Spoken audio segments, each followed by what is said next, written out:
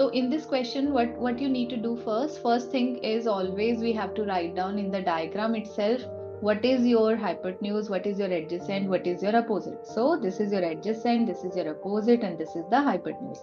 Then we have to think of a trigonometric ratio. Why we have to think of a trigonometric ratio? Because if we will see this diagram here, what is given? They have given us one side and they have given us one angle. So whenever one side is given to you, one angle of a right angle triangle is given to you, we can find out the second side. Now how we can find out the second side? We have to see what is given, what we need to find out. So in this question, we have to find out the opposite. So opposite comes always in your tan theta. So tan theta is O over A, that is opposite over adjacent.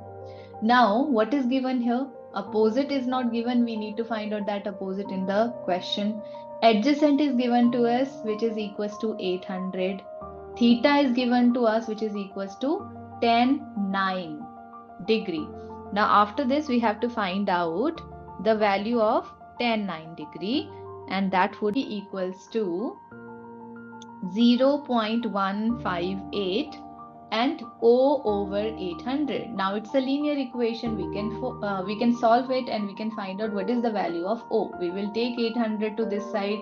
O will be equals to 800 into 0.158, which is equals to 126.707, which can be round off to 126.71. So that will be your opposite and that will be the height of the building in this question.